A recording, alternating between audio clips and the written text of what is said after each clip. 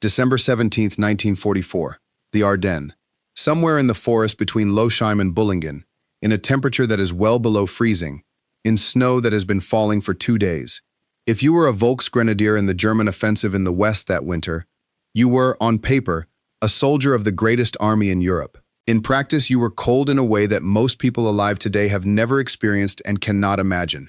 You were wearing a wool greatcoat that had been wet for 3 days and was now partly frozen. Your boots had leaked since November. You had not felt your toes since the day before yesterday. You had eaten in the last 36 hours some bread and a little sausage, and you had been told before the attack that there would be food ahead. That was not encouragement. That was a plan. The German offensive in the Ardennes was built at the highest level on the assumption that its soldiers would eat the enemy's food and burn the enemy's fuel. And on the second day, in a wood outside a village, your section overran an American position and found what the Americans had left behind. And you went through a pack. Now, you have done this before. You have been in this war a long time, and you have gone through a lot of dead men's kit, and you know what to expect. You expect food, and you take it. You expect cigarettes, and you take those too. What is in the Americans' pack is this. There is food. There is more food than a German soldier would carry for a week. There is a small waxed cardboard box with a complete meal inside it, hermetically sealed. A tin of meat, a biscuit, a fruit bar, a packet of powdered coffee, sugar, chewing gum, 4 cigarettes, and a small square of toilet paper. There are more of these boxes. There is a chocolate bar in an olive drab wrapper. There is a first aid pouch. Inside it, a sterile field dressing and a packet of white powder.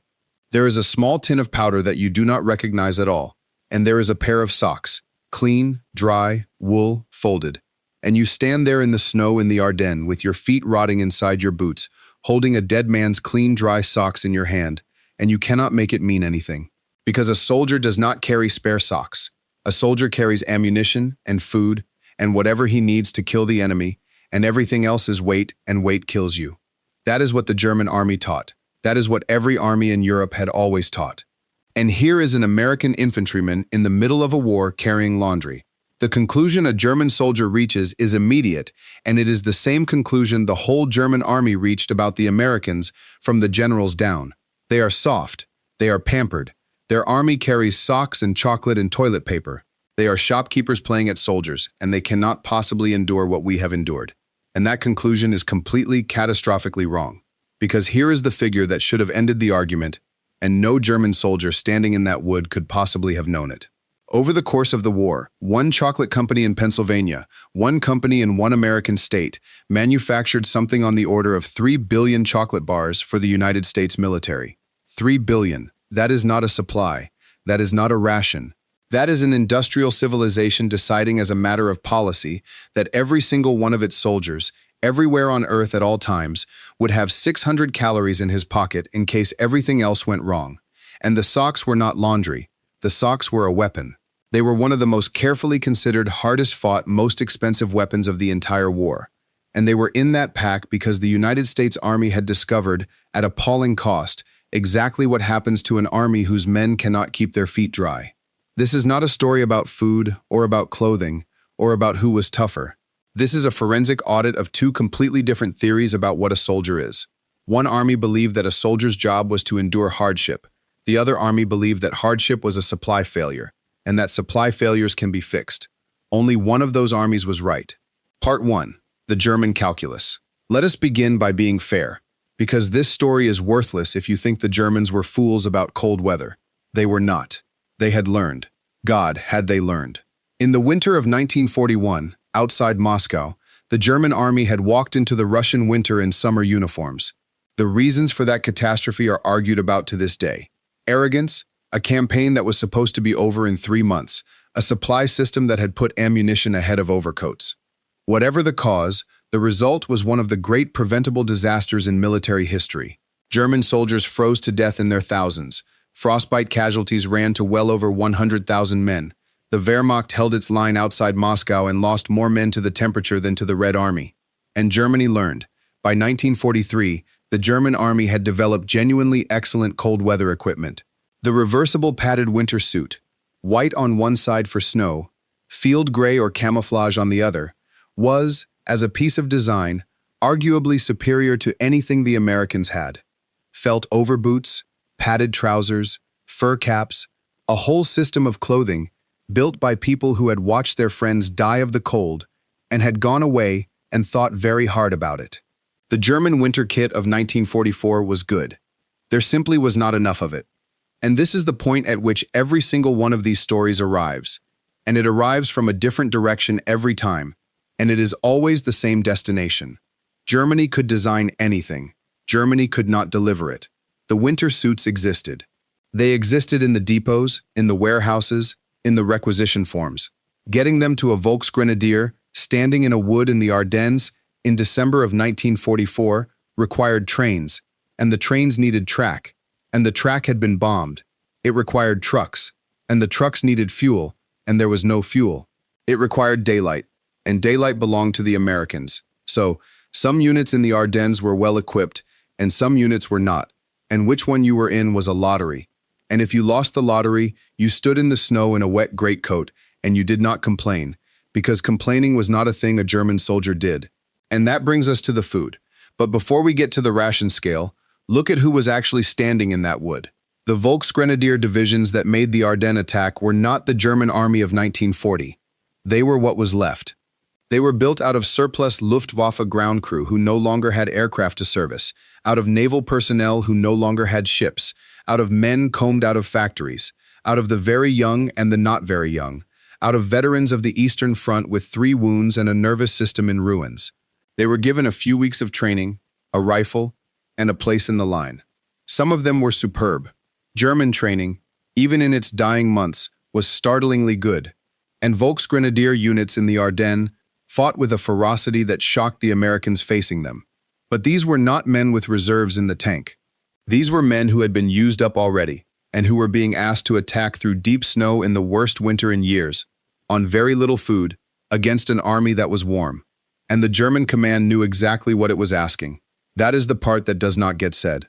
The plan was to reach Antwerp. Antwerp is roughly 200 kilometers from the start line. The offensive was launched with fuel for a fraction of that distance and rations that assumed capture. Everything, the fuel, the food, the momentum, depended on taking American supplies within the first 48 hours. It was not a plan to defeat the Americans, it was a plan to eat them. And now the ration scale. The official German ration scale for a frontline soldier was, on paper, adequate. It was calculated. It was thought about. Bread, meat, fat, sugar, coffee substitute, a tobacco ration. What was actually delivered by the winter of 1944 bore very little relationship to what was written down. Because the same collapse that stopped the winter clothing stopped the food. No fuel, no trucks, no track, no trains, no sky, no daylight movement. And the German army in the West in the winter of 1944 was, in very large sections, simply hungry, not starving. Hungry, which is worse than it sounds because a hungry man is a cold man, and a cold man cannot think, and a soldier who cannot think dies. And now we get to the part of this that is not about logistics at all. It is about philosophy, and it is, I think, the deepest thing in this entire story. The German army had a theory about the soldier, and the theory was hardness. The soldier endures. He does not complain. He is not comfortable, and he does not expect to be comfortable. Hunger is to be borne. Cold is to be borne. Exhaustion is to be borne. The finest German soldier was the one who could absorb the most punishment without breaking. And German military culture, which produced, let us be honest, some of the toughest and most tactically effective infantry in the history of warfare, genuinely believed that this hardness was a source of strength. And it is a source of strength up to a point. But hardness is not a substitute for calories. A frozen foot does not care how brave you are. A man with trench foot cannot walk, and a man who cannot walk cannot fight. And it does not matter in the slightest that he was willing to endure it. Willingness is not the variable. Tissue is the variable. The German army treated deprivation as a test of character. And a test of character is a wonderful thing, right up until the moment when it becomes a way of not noticing that your supply system has collapsed. That is the German calculus. Excellent winter equipment that did not arrive. A ration scale on paper that bore no relationship to the food in the man's hand. A supply system with no fuel, no track, and no sky. And underneath all of it, a military culture that had convinced itself that a hungry, freezing soldier who did not complain was demonstrating strength, rather than demonstrating a catastrophic institutional failure that nobody was allowed to name. Now let us look at what was in the Americans' pack and why. Part 2. The American answer. Everything in that pack was designed by somebody. I want to be precise about that because it is the whole point. Nothing in there was traditional. Nothing was there because it had always been there.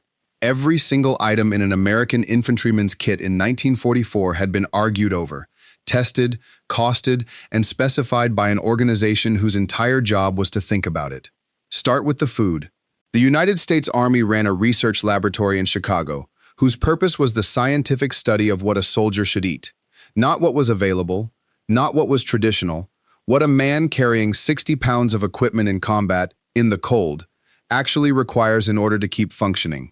It was staffed by nutritionists and physiologists, including a scientist named Ansel Keys, who would go on to become one of the most famous nutritional researchers of the 20th century, and whose name is commonly attached to the ration he helped develop. The K-ration, a complete day's food in 3 small waxed boxes, designed to be carried in a pocket, designed to survive being rained on, designed around a calorie count calculated by scientists for a man who is fighting. And it contained, in every single box, cigarettes and chewing gum and toilet paper, because the men who designed it understood something that the German army never seriously engaged with. That morale is not a soft thing, that a man who can smoke a cigarette and clean himself is a man who is still a person, and a man who is still a person will fight, and a man who has stopped being a person will not. Now the chocolate bar. And this is my favorite object in the entire world, the D-ration bar, field ration D, an emergency ration, a survival item to be eaten only when there was nothing else. The Army gave the Hershey Company a specification, and the specification contained 4 requirements. It had to weigh 4 ounces, it had to be high in food energy, it had to survive high temperatures without melting, and it had to taste, in the words that have come down to us, only a little better than a boiled potato. Read that again. The United States Army specified that its emergency chocolate bar must taste bad, deliberately, on purpose, because if it tasted good, soldiers would eat it as a snack, and then it would not be there on the day they were cut off in a wood with no food and needed 600 calories to stay alive. That is not a chocolate bar. That is an act of institutional psychology. Somebody in an office in Washington sat down and thought carefully about how a 19-year-old behaves when he is bored and hungry and has a chocolate bar in his pocket, and then engineered the chocolate bar to defeat him. It was, by universal agreement of everybody who ever ate one, revolting. Soldiers hated it. They complained about it constantly. It kept an enormous number of them alive. Now the clothing. The American winter uniform system was based on an idea that sounds obvious now and was not obvious then: layering.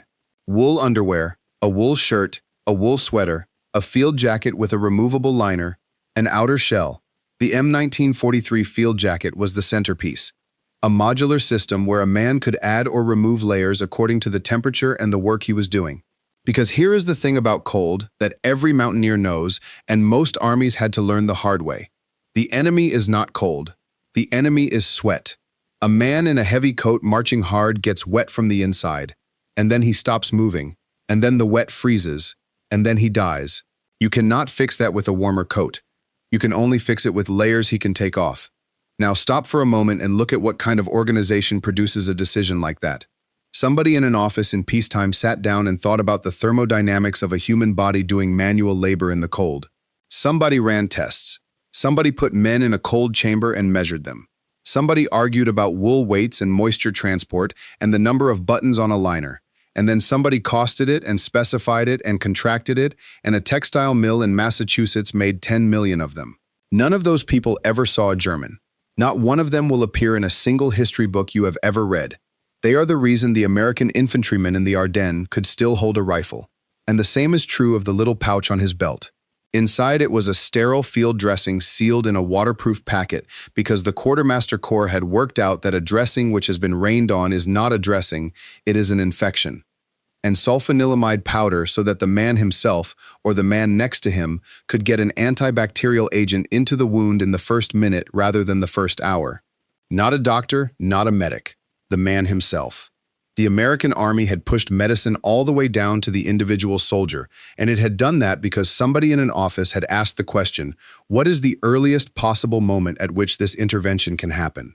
Over and over, across every single item in that pack, The same institutional mind is at work, asking the same question in different forms. What is the actual problem? When does it start? What is the earliest we can intervene? What will it cost to give this to every man everywhere forever? Fine, do it. That is not softness. That is the most ruthless thing in this entire story. And the German soldier holding the pack could not see it, because it did not look like war. And finally, the socks. The little tin of powder that the German did not recognize was foot powder, and the socks were not laundry. And to understand why they were in that pack, we have to talk about what happened to the American army in the autumn of 1944. And it is not a story that flatters anybody. It nearly destroyed them. Part 3. The River of Steel. Let us do the numbers first because they are absurd. And then let us do the disaster because it is more important. The Hershey Company in Pennsylvania produced something on the order of 3 billion ration bars for the American military during the war. At peak, that plant was turning out these things by the millions per week. K rations were manufactured in the hundreds of millions. In 1944 alone, American industry produced well over 100 million of them. American wool consumption for military clothing ran into hundreds of millions of pounds. The Quartermaster Corps was, by 1944, one of the largest purchasers of textiles on the planet. An American soldier in Europe was being clothed, fed, medicated, and equipped by a supply operation that had no precedent and arguably has had no equal since. And in the autumn of 1944, that supply operation failed. Here is what happened. The armies broke out of Normandy and ran east faster than anyone had planned. Supply became a crisis. We have covered this. The Red Ball Express ran day and night. And when you have finite trucks and infinite demand, somebody has to decide what goes on the truck. And the decision, made by men who were not stupid and who were trying to win a war, was ammunition, fuel, food. Winter clothing went to the bottom of the list. Overshoes, shoe packs, spare boots, winter uniforms, and the tens of millions of pairs of woolen socks that the American war economy had already manufactured and shipped, sat in depots in Normandy while the trucks carried shells. And then the winter came, and it was one of the worst winters in living memory. And American soldiers in flooded foxholes in the Hurtgen forest and the Vosges and the Ardennes, standing for days in freezing water in leather boots that soaked through in an hour, began to lose their feet. Trench foot, immersion foot. The tissue of the foot, kept cold and wet for long enough, simply begins to die. In the worst cases, it goes gangrenous. In the worst cases, they take the foot off. And I want you to understand what this actually is, because the name makes it sound like a rash. It is not a rash. A man stands in a foxhole with 6 inches of freezing water in the bottom of it. He cannot leave. There are Germans 400 yards away. He stands there for a day, then another day, then a third. The cold constricts the blood vessels in his feet. The blood stops reaching the tissue. The nerves go first, and this is the cruelest part, because when the pain stops, the man thinks he is getting better. He is not. He is losing the feeling because the nerve is dying. Then he is pulled out of the line and his feet warm up, and the blood comes back. And that is when the pain arrives. Men who had been through artillery bombardments, who had been wounded, who had seen the worst things a human being can see, described the pain of rewarming trench-footed feet as the worst thing that ever happened to them. They screamed. Grown men who had not screamed under shell fire screamed in a warm tent, and then the surgeon looked at the feet, and sometimes the feet were black. The American army in Europe lost something in the region of 45,000 men to cold injury in that winter. 45,000. That is not a statistic. That is the fighting strength of several divisions. That is more men than were lost in some entire campaigns. Taken out of the line in the middle of the decisive winter of the war in the West, without a single German firing a shot at them. Some of them never walked properly again. Some of them lost a foot. The American supply system had failed completely, catastrophically. And it had failed for exactly the same reason that a German supply system fails. Because somebody had to prioritize, and boots came behind bullets.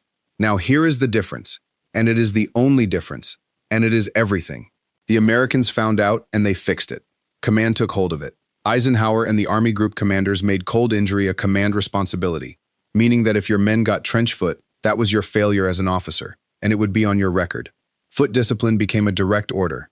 Men were required to take their boots off, dry their feet, massage them, apply powder, and put on dry socks. Every day in a foxhole, under fire, in the dark. And to make that possible, the United States Army did something that sounds trivial and is not. It reclassified dry socks as a combat supply item. Socks went forward with the ammunition.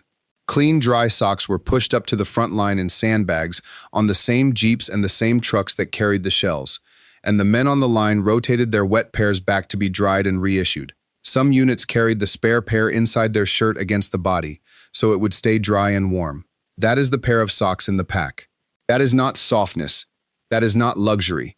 That is an army that lost 45,000 men to a preventable injury, went back and examined its own failure with total ruthlessness, identified the intervention, and then reorganized its entire forward supply chain around delivering a woolen object to a man in a hole in the ground. And the rate of cold injury collapsed. Look at the shape of it. Look at the shape of it against everything else in this series. Patton ran out of fuel on the Muse, a distribution failure, and they fixed it in weeks. American winter clothing failed in the autumn of 1944, a distribution failure, and they fixed it. The Sherman was outgunned by the Panther, a design failure, and they built a system to recover and repair and out-attend it. The American war is not a story of a country that did everything right. It is a story of a country that failed constantly, publicly, expensively, and had the industrial depth and the institutional honesty to go back, find the failure, and crush it with resources. The German army in 1944 had exactly the same failures, and it could not fix a single one of them. There was no reserve, there was no depth, there was no sock sitting in a warehouse in Antwerp waiting for a truck. There was no truck, there was no fuel for the truck.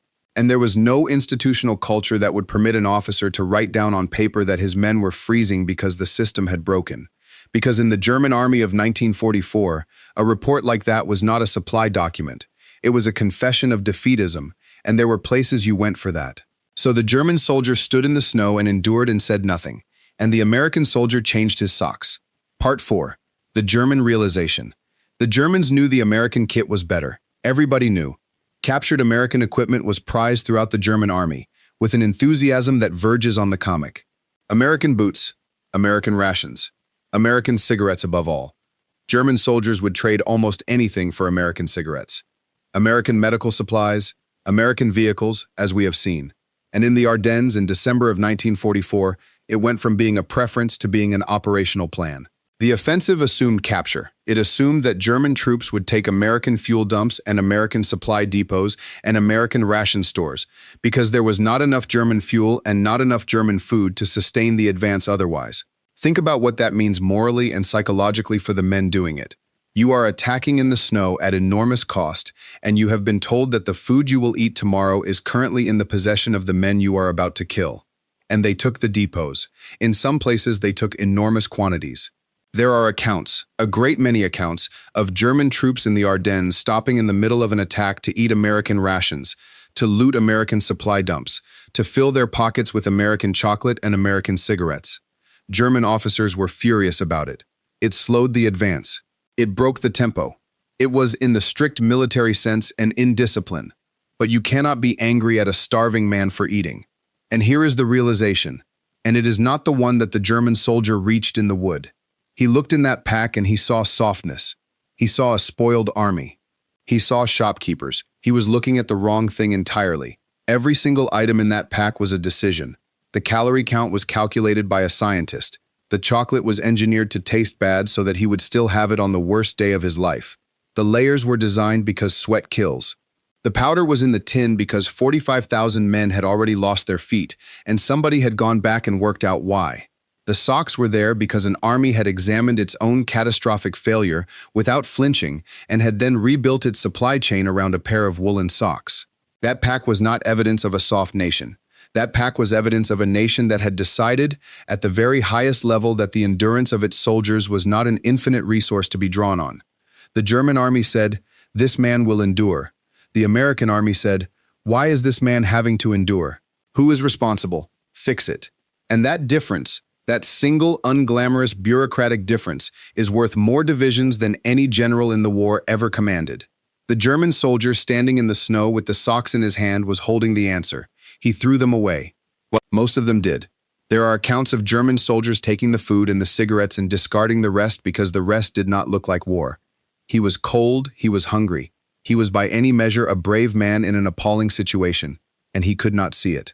If your father, your grandfather, or your uncle served in the Quartermaster Corps as a supply sergeant in a depot company driving rations forward, or if your grandmother spent 1943 in a factory packing K-rations, or wrapping chocolate bars, or knitting for the war, I would be grateful to hear their name and their unit in the comments. None of them were decorated. Nobody made a film about them. They are mostly gone now. What remains are the stories their families carry. Those stories belong in the record. Part 5. The Verdict. 1945. The war is ending. The accounting begins. And the accounting, when it comes, says something that nobody in 1939 would have predicted, and that almost nobody has properly absorbed since. The German soldier of the Second World War was man for man one of the toughest and most tactically capable infantrymen ever produced by any nation. That is not propaganda. It is the consistent verdict of the Allied officers who fought him. And they were not inclined to be generous about it. He endured things that are difficult to read about. He fought on in appalling conditions on almost nothing for years, long after any rational assessment said it was over, and it did not matter. It did not matter because endurance is a resource, and like every other resource, it can be spent. And once it is spent, there is no more of it, and no amount of courage will manufacture another liter of it. You cannot endure your way out of frostbite. You cannot be brave at a calorie deficit. A man whose feet have rotted cannot hold a line.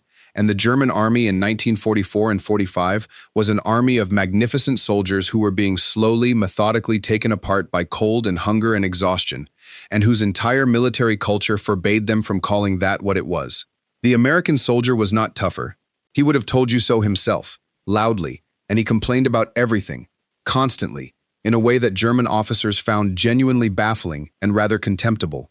And that complaining, that endless, undisciplined, un-Prussian griping about the food and the cold and the mud was, in its own strange way, a symptom of the thing that won. Because in the American army, when a soldier complained that his feet were wet, it went up the chain, and somewhere at the top of that chain there was a man whose job it was to do something about it, and he had a factory, and the factory made socks. The German army treated hardship as a virtue to be borne. The American army treated hardship as a supply failure to be fixed, and one of those is a philosophy, and the other one is a system, and over 4 years across a continent, a system beats a philosophy every single time. They could have known. That is the thing that stays with me. It was in his hand. A German soldier stood in a wood in the Ardennes in December of 1944, freezing, starving, holding a dead American's clean, dry socks, and he was holding in that moment the entire answer to the question of why he was going to lose. And he could not read it because it did not look like a weapon. If this forensic audit gave you something to think about, hit the like button. It keeps this channel visible to the people who want the history the way it actually happened. Subscribe to WWII Dark Legacy if you want the next audit, because there are more of these, more systems, more decisions, more of the ordinary, invisible, unglamorous machinery that decided who won. And remember this about the men who filled the packs. Nobody made a film about a supply sergeant. There is no monument to the man who drove a jeep full of sandbags stuffed with dry socks up a shelled road in December of 1944 to a company holding a tree line in the Ardennes so that 80 men could take their boots off in a hole in the ground and keep their feet. He was not trying to be a hero. He was trying to make sure that when the sun came up, those men could still walk. Mostly they could. They deserved to be remembered by name, by unit, and by the work they did, carrying, packing, driving, and delivering the least glamorous cargo of the entire war to men who never knew their names and who came home on their own 2 feet because of it.